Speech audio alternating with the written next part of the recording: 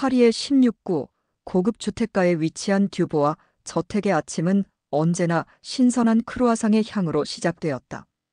클레르 듀보아는 가문의 4대째 미슐랭 셰프 집안에서 태어났다.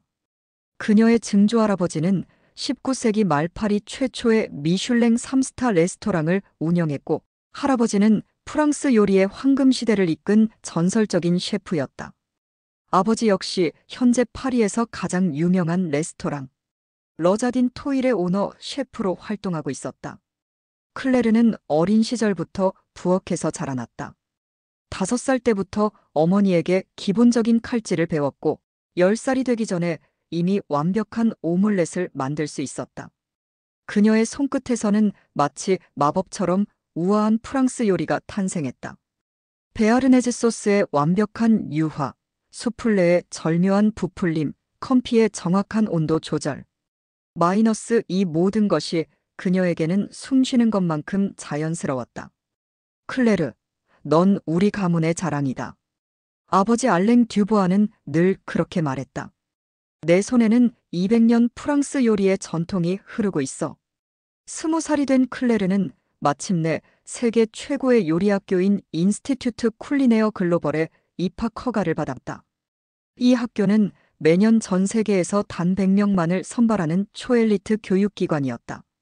합격 통지서를 받은 날, 클레르는 가문의 모든 어른들로부터 축하를 받았다. 이제 정말 완성이군. 할아버지 피에르가 그녀의 어깨에 손을 올리며 말했다. 내가 졸업할 때쯤이면 유럽 전체가 듀보아의 이름을 기억할 거야. 클레르는 자신감으로 가득 차 있었다. 그녀는 단순히 요리를 잘하는 학생이 아니었다. 그녀는 프랑스 미식 문화의 계승자였고 유럽 요리 전통의 살아있는 증거였다.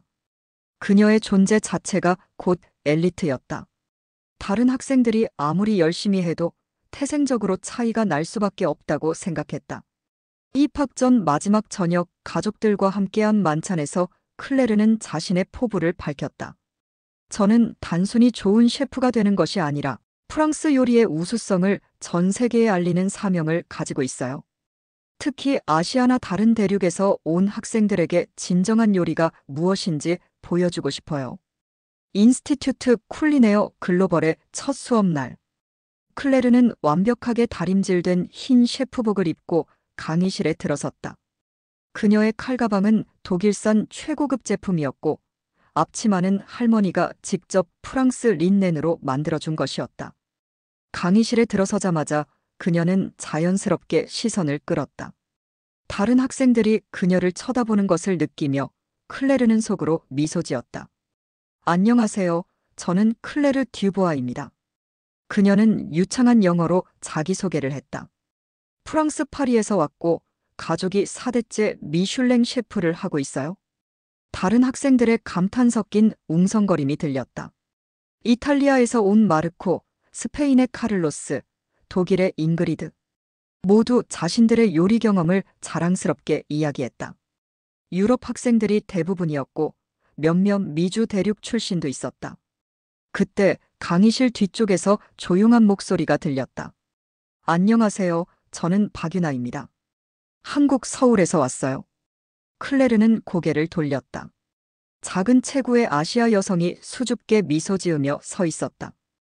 유나의 셰프복은 새 것이었지만 브랜드가 없는 평범한 것이었고 칼가방도 그리 비싸 보이지 않았다. 클레르는 속으로 약간 실망했다. 아시아에서도 이런 학교에 오는구나. 한국 음식이라. 마르코가 머리를 극적이며 말했다. 김치, 라면, 그리고 바비큐도 있죠. 카를로스가 끼어들었다. 유나는 여전히 미소를 지으며 고개를 끄덕였다. 네, 한국에는 정말 다양한 음식이 있어요. 기회가 되면 소개해드릴게요. 클레르는 유나를 자세히 관찰했다. 그녀는 분명 이 자리에 어울리지 않는 것 같았다. 유럽의 정통 요리 교육을 받은 학생들 사이에서 아시아 음식이라니. 클레르는 속으로 생각했다. 아마 이론적인 기초도 부족할 거야. 소스 하나 제대로 만들 수 있을까? 수업이 시작되고 샤를 베르나르 교수가 등장했다. 그는 프랑스 요리계의 거장으로 미슐랭 가이드의 심사위원이기도 했다. 여러분을 환영합니다. 앞으로 2년간 여러분은 단순히 요리를 배우는 것이 아니라 음식을 통해 문화를 이해하고 창조하는 법을 배우게 될 것입니다. 베르나르 교수는 학생들을 한 명씩 바라보며 말을 이어갔다. 여기 있는 모든 분들은 각자의 나라와 문화의 대표입니다. 하지만 기억하세요. 진정한 요리사는 자신의 전통을 뛰어넘어 새로운 것을 창조할 수 있어야 합니다. 클레르는 이 말을 들으며 고개를 끄덕였다. 하지만 그녀의 마음속에는 확신이 있었다. 새로운 것을 창조한다는 것은 결국 프랑스 요리의 기본기 위에서 이루어지는 거야. 기초가 없으면 아무것도 할 수 없어. 수업이 시작된 지 일주일이 지났다. 클레르는 예상대로 모든 실습에서 뛰어난 실력을 보였다.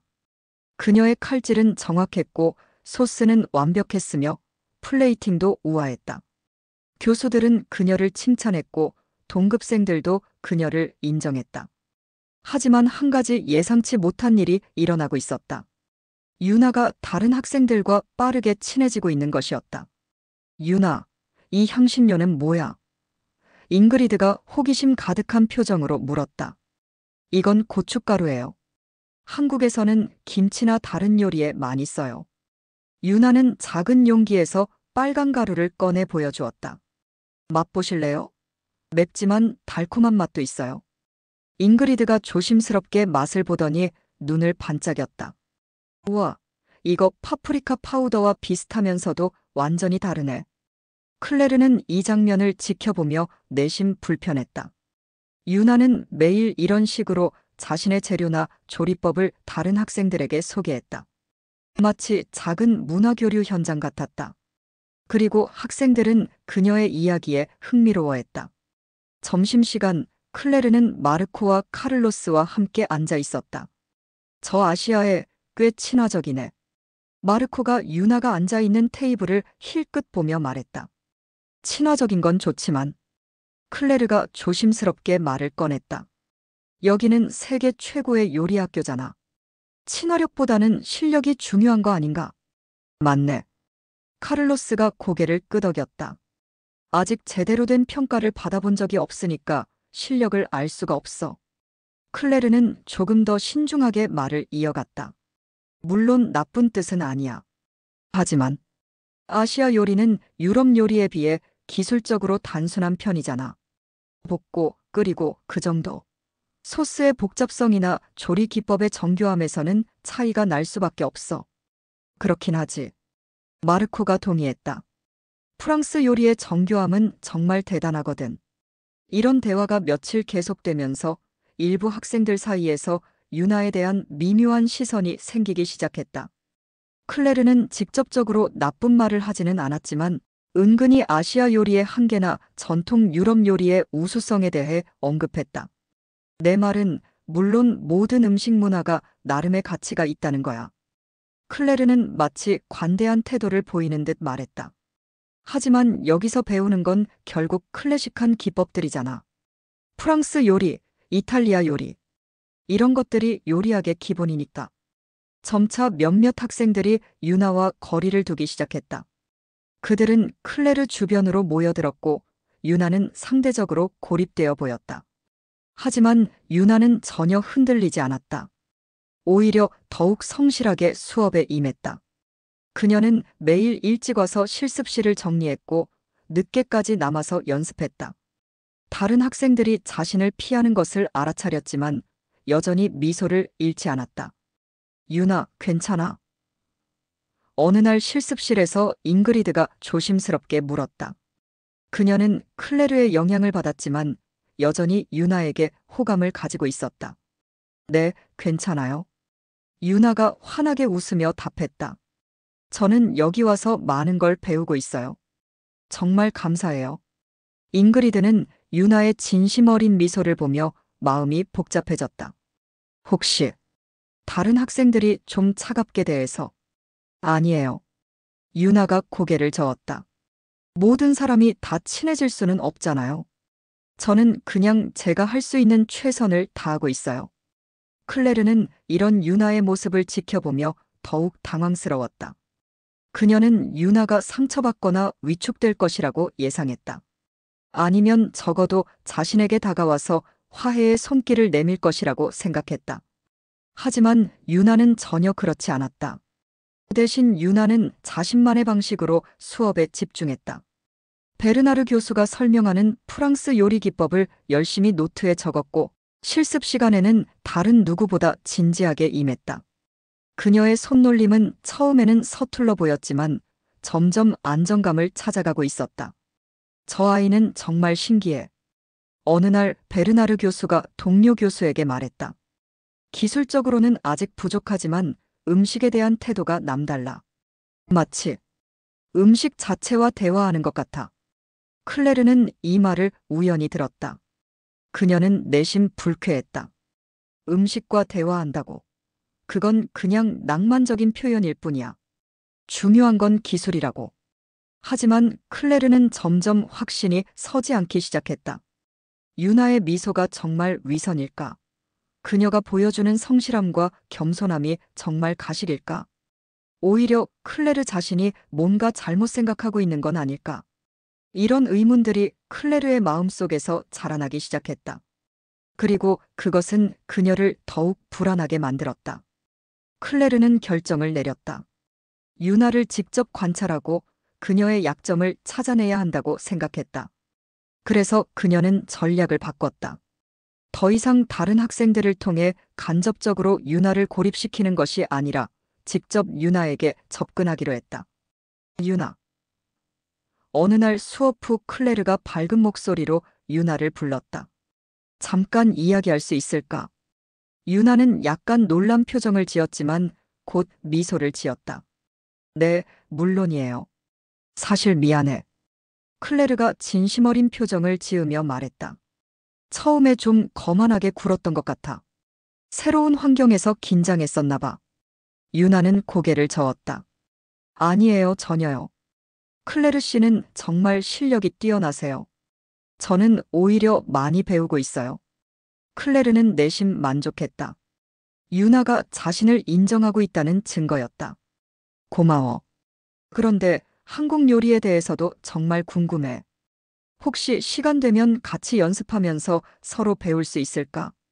유나의 얼굴이 환해졌다. 정말요? 그렇게 해주시면 저는 너무 좋을 것 같아요. 이렇게 해서 클레르는 유나에게 다가갔다. 하지만 그녀의 목적은 순수하지 않았다. 클레르는 유나와 친해지면서 그녀의 요리 실력을 정확히 파악하고 동시에 자신의 우수성을 확실하게 보여주고 싶었다. 그래서 유나의 자신감을 꺾고 결국 그녀가 스스로 이 학교가 자신에게 맞지 않는다고 느끼게 만들고 싶었다. 우리 같이 소스 연습해볼까? 클레르가 제안했다. 베아르네즈 소스는 정말 기본 중의 기본이거든. 유나는 열심히 따라했지만 역시 완벽하지 않았다. 소스가 분리되기도 하고 온도 조절이 어려워 보였다. 괜찮아. 처음에는 다 그래. 클레르가 친절하게 말했다. 이런 건 오랜 시간 연습해야 돼. 나도 어릴 때부터 수백 번 해봤거든. 하지만 클레르는 속으로 생각했다. 역시 기초가 없어. 이런 기본적인 것도 못하면서 어떻게 이 학교에 왔을까? 그런데 며칠 후 예상치 못한 일이 일어났다. 유나가 클레르에게 한국식 소스를 만드는 법을 보여준 것이었다. 이건 고추장을 베이스로 한 소스예요. 유나가 설명했다. 단맛, 매운맛, 감칠맛이 모두 들어있어요. 클레르는 호기심 반, 회의감 반으로 지켜봤다.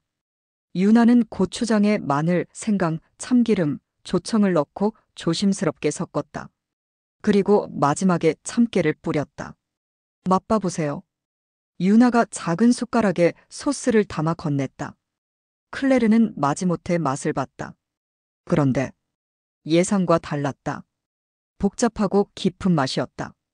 매운맛 뒤에 단맛이 따라오고 그 다음에는 고소한 맛이 입안에 퍼졌다. 단순해 보이지만 여러 층의 맛이 조화롭게 어우러져 있었다. 어때요? 유나가 기대하는 눈으로 물었다. 클레르는 잠시 당황했다.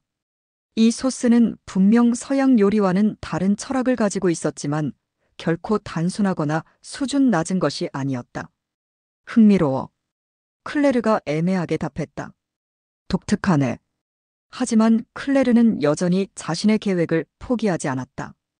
이 정도로는 흔들리지 않을 것이라고 다짐했다. 드디어 첫 실전 요리 평가의 날이 왔다. 베르나르 교수를 포함해 3명의 교수가 심사를 맡았고 주제는 나를 대표하는 요리였다. 학생들은 이 시간 동안 자신만의 요리를 완성해야 했다. 클레르는 자신 있었다. 그녀가 선택한 메뉴는 꼬꼬뱅 오뱅, 루즈 COQ 5빈 루지 마이너스 붉은 와인에 졸인 닭 요리였다. 이는 부르고뉴 지방의 전통 요리로 클레르의 할아버지가 특히 자랑스러워했던 레시피였다.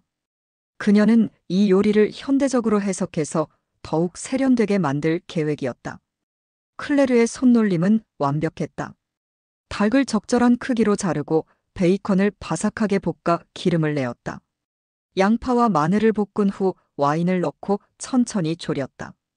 부케 가르니 허브 묶음을 넣어 향을 더하고 마지막에 버터와 밀가루를 섞어 만든 베르마니에로 걸쭉하게 만들었다. 모든 과정이 교과서적으로 완벽했다. 한편 유나는 다른 학생들과는 완전히 다른 요리를 준비하고 있었다. 그녀가 선택한 것은 삼계탕이었다.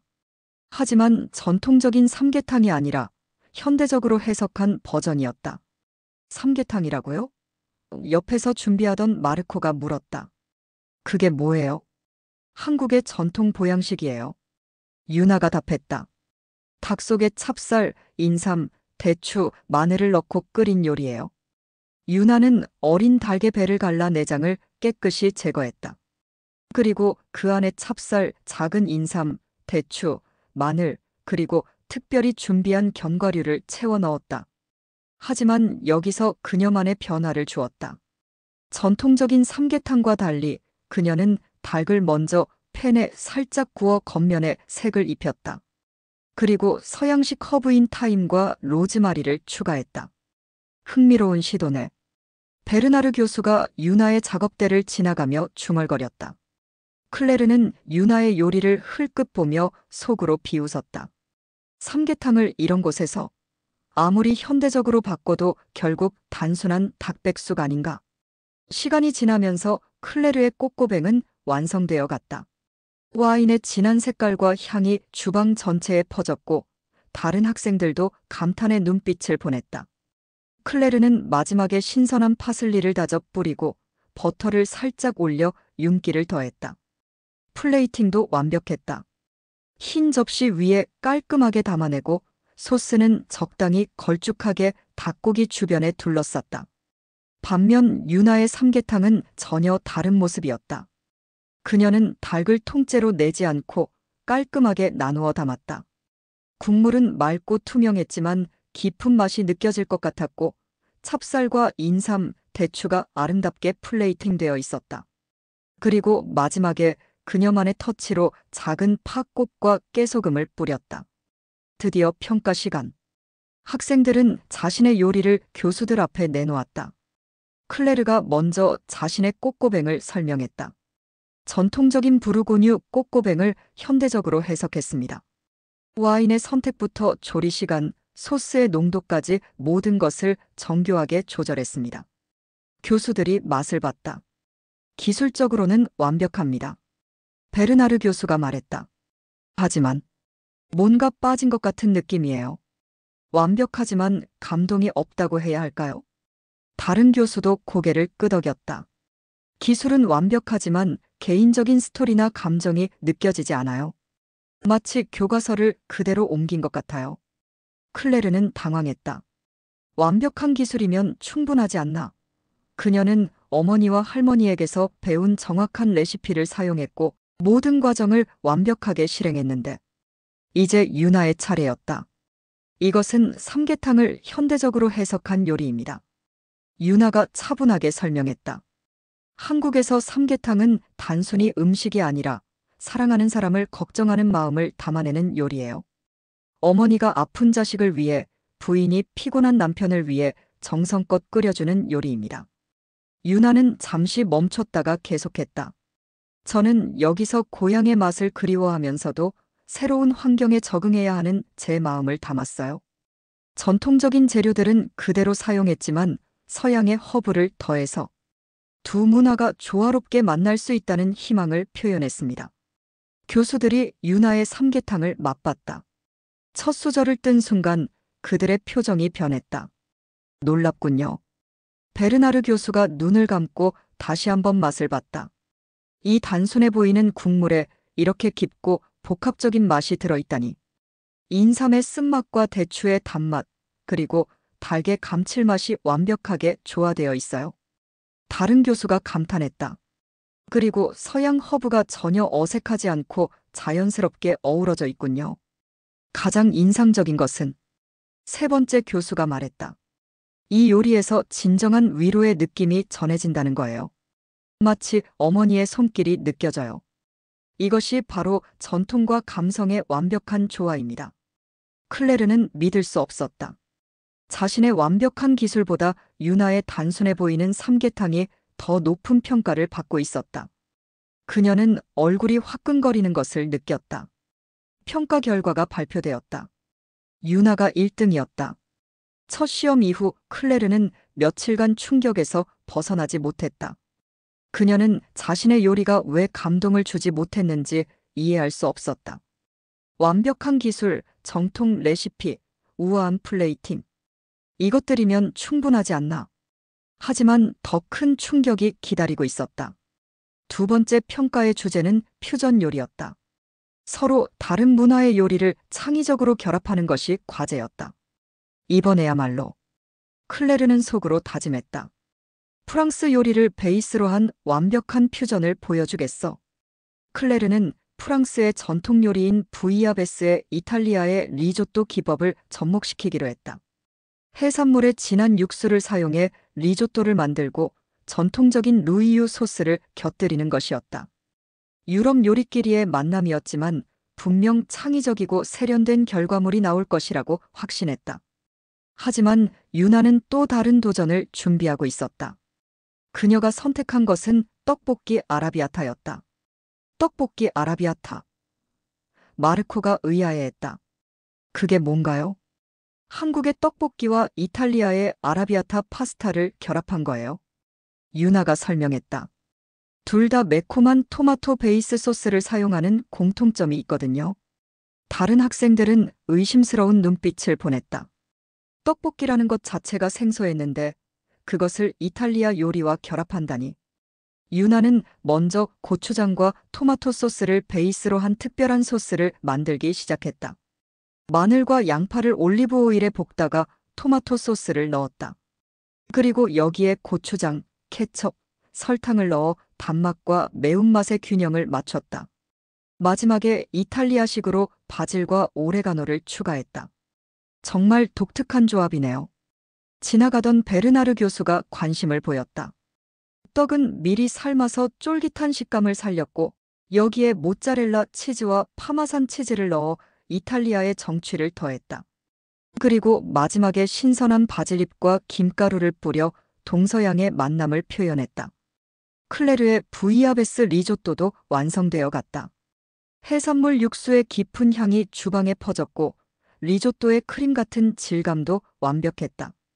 루이유 소스의 마늘과 사프란 향이 고급스러움을 더했다. 평가 시간이 되었다. 클레르가 먼저 자신의 요리를 소개했다. 프랑스 부이아베스의 깊은 맛과 이탈리아 리조또의 크림 같은 질감을 결합했습니다. 두 유럽 요리 전통의 만남이라고 할 수 있습니다. 교수들이 맛을 봤다. 기술적으로는 훌륭합니다. 한 교수가 말했다. 하지만 예상 가능한 조합이에요. 안전한 선택이라고 할까요? 이제 유나의 차례였다. 그녀가 떡볶이 아라비아타를 내놓자 교수들의 눈이 호기심으로 반짝였다. 이것은 유나가 설명했다. 한국과 이탈리아가 공유하는 매콤한 토마토 소스라는 공통분모에서 시작했어요. 겉보기에는 전혀 다른 두 요리지만 사실 비슷한 철학을 가지고 있거든요.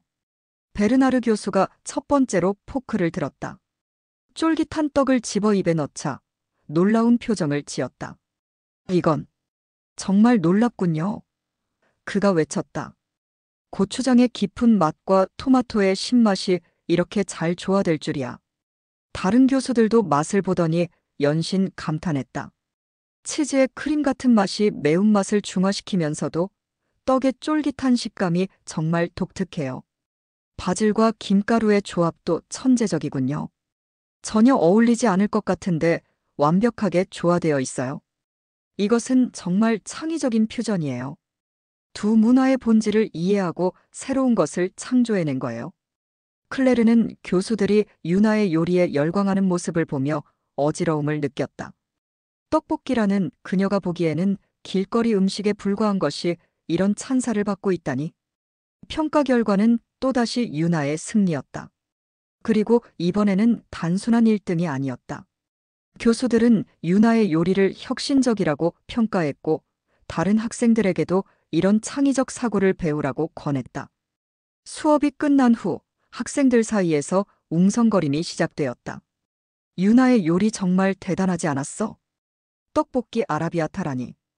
어떻게 그런 생각을 했을까? 나도 내 나라 요리로 뭔가 시도해봐야겠어. 클레르는 이런 대화들을 들으며 점점 고립감을 느꼈다.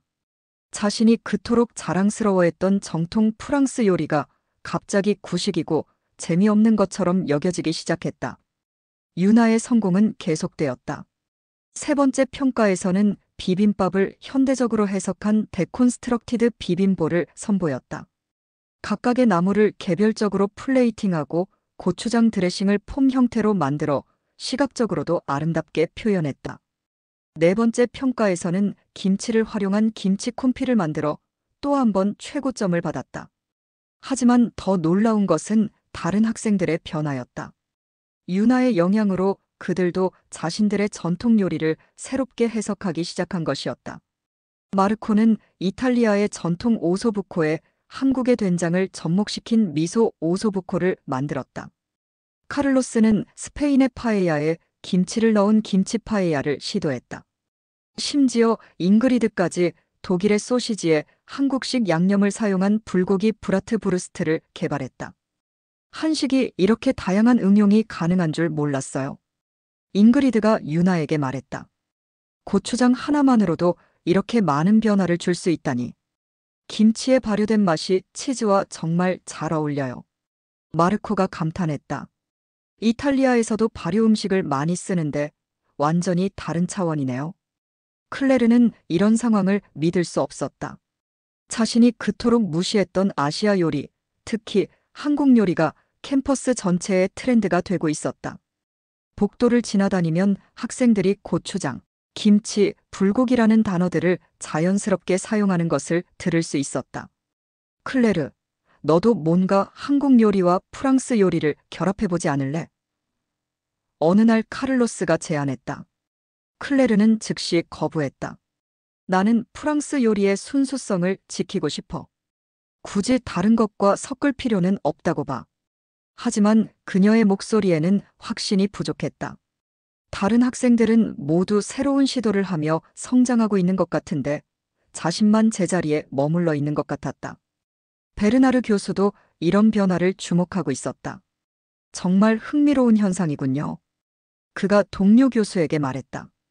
유나 학생 하나 때문에 전체 클래스의 분위기가 완전히 바뀌었어요. 학생들이 더 창의적으로 생각하기 시작했고 문화적 경계를 넘나드는 시도를 두려워하지 않게 되었어요. 그 학생 정말 특별해요. 다른 교수가 동의했다. 기술적으로도 점점 늘고 있고 무엇보다 다른 학생들에게 좋은 영향을 미치고 있어요. 클레르는 이런 대화를 우연히 들었다. 그녀는 주먹을 꽉 쥐었다. 좋은 영향이라고. 그저 유행일 뿐이야.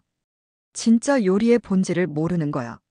하지만 클레르의 내심은 복잡했다. 그녀도 유나의 요리를 몇 번 맛봐본 적이 있었는데 솔직히 맛있었다. 아니, 맛있다는 표현으로는 부족했다. 뭔가 마음을 움직이는 힘이 있었다. 하지만 그것을 인정하기는 어려웠다. 한 달이 더 지나면서 클레르는 유나를 더 자세히 관찰하게 되었다. 처음에는 그녀의 약점을 찾기 위해서였지만 점점 다른 이유로 관심을 갖게 되었다. 유나는 단순히 한국 요리만 하는 학생이 아니었다. 그녀는 프랑스 요리, 이탈리아 요리, 스페인 요리, 모든 것을 배우려고 노력했다. 그리고 각각의 요리에서 배운 것을 자신만의 방식으로 해석했다. 클레르, 베아르네즈 소스 만드는 법 좀 더 자세히 알려줄 수 있어요? 어느 날 유나가 부탁했다. 클레르는 처음에는 거절하려고 했지만 유나의 진심 어린 눈빛을 보고 마음을 바꿨다. 좋아, 보여줄게. 클레르는 정성스럽게 베아르네즈 소스 만드는 법을 설명했다. 유나는 모든 과정을 주의 깊게 지켜보고 메모했다. 정말 감사해요. 유나가 진심으로 고마워했다. 이런 클래식한 기법들을 배우는 게 정말 소중해요. 며칠 후 유나는 베아르네즈 소스를 응용한 새로운 요리를 만들어 왔다. 한국식 갈비에 베아르네즈 소스를 변형한 타라곤 갈비였다.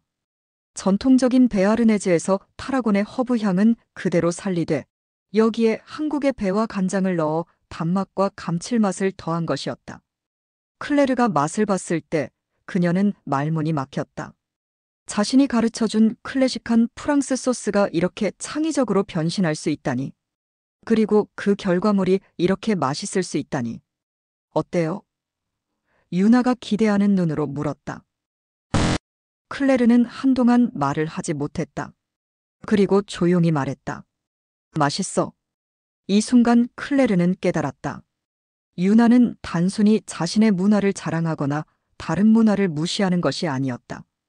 그녀는 진정으로 문화의 다리 역할을 하고 있었다. 서로 다른 전통들 사이에서 공통점을 찾고 그것들을 새로운 방식으로 결합시키고 있었다. 유나는 한국 요리를 할 때도 다른 나라의 기법을 존중했고 다른 나라 요리를 배울 때도 자신만의 색깔을 잃지 않았다. 그녀에게는 우리 것이 최고라는 편견이 없었다. 대신 모든 것에서 배울 점이 있다는 열린 마음이 있었다. 유나. 어느 날 클레르가 조심스럽게 말을 꺼냈다. 너는 어떻게 그렇게 생각할 수 있어? 다른 문화의 요리를 받아들이는 게 쉽지 않잖아. 유나는 잠시 생각하더니 대답했다. 제가 생각하기에는 요리라는 건 결국 사람을 위한 거거든요. 맛있게 먹고 행복해지고 위로받는 게 목적이잖아요. 그런데 그런 감정은 국경이 없잖아요. 클레르는 유나의 말에 깊이 공감했다. 하지만 동시에 자신이 얼마나 편협했는지도 깨달았다. 그리고 유나가 계속했다. 저는 여기서 정말 많은 걸 배우고 있어요. 클레르 씨에게서 배운 프랑스 요리 기법들, 마르코에게서 배운 이탈리아의 정취, 카를로스의 스페인 요리 철학. 이 모든 게 제 요리를 더 풍부하게 만들어주고 있어요.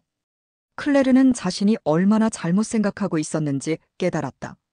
그녀는 유나를 수준 낮은 아시아 요리의 대표라고 생각했지만 실제로 유나는 모든 문화를 존중하고 배우려는 자세를 가진 진짜 요리사였다. 학기 말 파이널 프로젝트의 날이 다가왔다. 주제는 나만의 요리 철학이었다. 학생들은 지금까지 배운 모든 것을 종합해서 자신만의 요리 세계관을 표현해야 했다. 클레르는 고민에 빠져 있었다.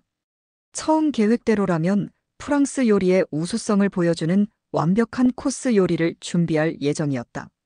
하지만 지금의 그녀는 확신이 서지 않았다. 프로젝트 준비 기간 중 클레르는 혼자 남아서 연습을 하고 있었다. 그녀는 자신이 가장 자신 있어 하는 요리들을 하나씩 만들어 봤다. 완벽한 홀랜다이즈 소스, 부드러운 수플레, 정교한 마카롱. 모든 것이 기술적으로는 완벽했다. 하지만 뭔가 빠져 있었다. 교수들이 말했던 그 감동이 없었다. 그때 유나가 실습실에 들어왔다. 아, 클레르 씨. 늦게까지 연습하시네요. 응. 파이널 프로젝트 준비 중이야. 클레르가 시큰둥하게 답했다. 유나는 클레르가 만든 요리들을 보더니 감탄했다. 와, 정말 완벽해요. 마카롱 색깔도 너무 예쁘고 수플레도 완벽하게 부풀어 있네요. 하지만 맛없어. 클레르가 자조적으로 말했다. 아니, 맛은 있어. 하지만 뭔가 빠져 있어. 유나는 조심스럽게 물었다. 혹시 맛봐도 될까요? 클레르는 고개를 끄덕였다. 유나는 마카롱을 하나 집어 입에 넣었다. 그리고 잠시 후 말했다. 정말 완벽한 기술이에요. 하지만 유나가 조심스럽게 말을 이어갔다. 클레르 씨의 이야기가 없는 것 같아요. 내 이야기. 네. 이 마카롱을 만들 때 클레르 씨가 어떤 기분이었는지, 누구를 생각하며 만들었는지, 어떤 추억이 담겨 있는지, 그런 게 느껴지지 않아요. 클레르는 유나의 말에 충격을 받았다. 그녀는 지금까지 완벽한 기술만을 추구해왔다. 하지만 정작 자신의 감정이나 이야기는 담지 않았던 것이다. 그럼 너는 어떻게 해? 클레르가 물었다. 유나는 잠시 생각하더니 대답했다. 저는 항상 누군가를 생각하며 요리해요. 고향의 가족, 새로 사귄 친구들, 때로는 혼자 외로워하는 제 자신을 위해서도요. 그러면 자연스럽게 그 마음이 요리에 담기는 것 같아요. 클레르는 문득 어린 시절을 떠올렸다. 할머니가 만들어주던 마들렌의 맛, 아픈 날. 어머니가 끓여주던 스프의 따뜻함, 아버지와 함께 만들었던 첫 번째 오믈렛의 기억. 그때의 요리들에는 기술도 있었지만 무엇보다 사랑이 있었다. 나, 언제부터 그런 걸 잊어버렸을까? 클레르가 중얼거렸다. 유나는 클레르의 어깨에 손을 올렸다. 늦지 않았어요. 클레르 씨는 정말 훌륭한 기술을 가지고 있어요. 거기에 마음만 더하면 되는 거예요. 그 순간 클레르의 눈에서 눈물이 흘렀다. 처음에는 유나에 대한 미움 때문이었고, 그 다음에는 시기심 때문이었다. 하지만 지금은 다른 감정이었다. 그것은 존경이었다. 유나는 클레르보다 기술적으로 뛰어나지 않을 수도 있었다. 하지만 그녀는 요리의 진정한 의미를 알고 있었다. 요리는 단순히 음식을 만드는 것이 아니라 사람과 사람을 연결하는 달이었다. 문화와 문화를 이어주는 언어였다. 그리고 무엇보다 사랑을 전하는 방법이었다. 고마워, 유나. 클레르가 진심으로 말했다. 너 덕분에 내가 뭘 놓치고 있었는지 알겠어. 파이널 프로젝트 날 클레르는 완전히 새로운 요리를 선보였다. 그것은 추억의 마들렌이었다. 겉보기에는 단순한 프랑스 전통 과자였지만 그 안에는 클레르의 모든 이야기가 담겨 있었다. 이 마들렌은 클레르가 설명했다. 제 할머니의 레시피를 바탕으로 했지만 제 자신의 이야기를 더했습니다. 여기서 만난 친구들, 배운 것들, 그리고 제가 깨달은 요리의 진정한 의미를 담았어요. 그녀는 전통적인 마들렌에 유나에게서 배운 한국의 꿀을 넣었고 마르코에게서 배운 이탈리아의 레몬 제스트를 더했다. 카를로스에게서 영감을 받은 아몬드 슬라이스도 올렸다. 작은 마들렌 하나에 여러 문화의 우정이 담겨 있었다. 교수들이 마들렌을 맛봤을 때 그들의 표정이 부드러워졌다. 이제야 진짜 클레르를 만난 것 같군요. 베르나르 교수가 미소 지었다. 기술도 완벽하지만 무엇보다 따뜻한 마음이 느껴져요. 이것이 바로 요리사가 되어가는 과정이에요. 다른 교수가 덧붙였다. 기술을 익히는 것도 중요하지만 결국 자신만의 이야기를 찾는 것이 더 중요하죠. 한편 유나는 통합의 밥상이라는 제목으로 프로젝트를 발표했다. 그녀는 여러 나라의 요리를 하나의 상에 조화롭게 구성했다. 한국의 비빔밥을 중심으로 프랑스의 라따뚜이, 이탈리아의 카프레제, 스페인의 가스파초를 함께 배치했다. 각각은 독립적인 요리였지만 함께 놓이면 하나의 완성된 이야기가 되었다. 요리는 언어와 같다고 생각해요. 유나가 설명했다. 서로 다른 언어를 쓰는 사람들도 음식 앞에서는 같은 마음이 될 수 있어요. 맛있다는 미소, 감사한 마음. 이런 것들은 번역이 필요 없거든요. 평가가 끝난 후 클레르는 유나를 찾아갔다. 유나, 정말 고마워. 클레르가 진심을 담아 말했다. 너 때문에. 아니, 너 덕분에 나는 진짜 요리사가 될 수 있을 것 같아. 유나는 환하게 웃었다. 저야말로 클레르 씨 덕분에 많이 배웠어요. 정확한 기법들, 프랑스 요리의 깊이. 모든 게 소중한 경험이었어요. 두 사람은 서로를 바라보며 미소 지었다. 그들 사이에는 더 이상 경쟁이나 시기가 없었다. 그 대신 서로를 인정하고 존중하는 진정한 동료애가 있었다. 학기가 끝나고 몇 달이 지난 후 클레르는 파리의 작은 비스트로에서 인턴십을 시작했다. 하지만 이제 그녀의 요리는 달라졌다. 여전히 프랑스 요리의 정통성을 지키고 있었지만 그 안에는 따뜻한 마음과 개인적인 스토리가 담겨 있었다. 이 수프는 특별하네요. 어느 날 손님 중 한 명이 말했다. 무엇이 들어간 건가요? 전통적인 프랑스 양파 수프입니다. 클레르가 답했다. 하지만 제 할머니의 레시피에 제가 배운 작은 비법들을 더했어요. 그녀는 더 이상 순수한 프랑스 요리만을 고집하지 않았다. 그 대신 프랑스 요리의 정신을 지키면서도 다른 문화에서 배운 지혜들을 자연스럽게 녹여내고 있었다. 한편 유나는 런던의 유명한 퓨전 레스토랑에서 수석 셰프 어시스턴트로 일하고 있었다. 그녀의 창의적인 요리들은 많은 주목을 받았고 곧 자신만의 레스토랑을 오픈할 계획을 세우고 있었다. 두 사람은 여전히 연락을 주고받으며 서로의 근황을 나누었다. 그들은 이제 진정한 친구가 되었고 서로의 성공을 진심으로 응원했다. 어느 날 클레르가 유나에게 메시지를 보냈다. 유나, 너 덕분에 깨달은 게 있어. 경쟁보다 중요한 건 사람의 이야기를 담는 요리라는 거야. 요리사로서 가장 중요한 건 기술이 아니라 마음이었어. 그걸 가르쳐줘서 고마워. 유나의 답장은 간단했지만 진심이 담겨 있었다. 우리 모두 계속 배워가는 거죠. 클레르 씨의 정확한 기법들도 저에게는 정말 소중한 배움이었어요. 서로 다른 길을 걷지만 좋은 요리사가 되자는 목표는 같으니까요. 화이팅! 클레르는 메시지를 읽으며 미소 지었다. 그녀는 이제 알고 있었다. 진정한 엘리트는 다른 사람을 무시하는 사람이 아니라 모든 것에서 배우려는 겸손한 마음을 가진 사람이라는 것을. 그리고 최고의 요리는 완벽한 기술만으로는 만들어지지 않는다는 것을. 요리에는 요리사의 마음이 담겨야 하고 먹는 사람에 대한 사랑이 들어가야 하며 무엇보다 서로 다른 문화와 전통을 존중하는 열린 마음이 필요하다는 것을 말이다. 클레르의 자존심은 무너졌지만 그 자리에 더 단단하고 진실한 것이 자라났다. 그것은 진정한 요리사로서의 마음이었다. 그리고 그 마음으로 만든 요리는 그 어떤 완벽한 기술보다도 사람들의 가슴을 움직였다. 이제 클레르는 자신 있게 말할 수 있었다. 자신이 요리사가 된 이유는 다른 사람들을 이기기 위해서가 아니라 음식을 통해 사람들을 행복하게 만들기 위해서라고. 그리고 그 길에서 만난 유나라는 친구 덕분에 그녀는 진짜 요리사가 될 수 있었다고. 요리는 경쟁이 아니라 소통이고 기술이 아니라 마음이며 전통을 지키는 것만큼이나 새로운 것을 받아들이는 용기가 필요하다. 그리고 무엇보다 진정한 요리사는 겸손한 마음으로 평생 배워가는 사람이다.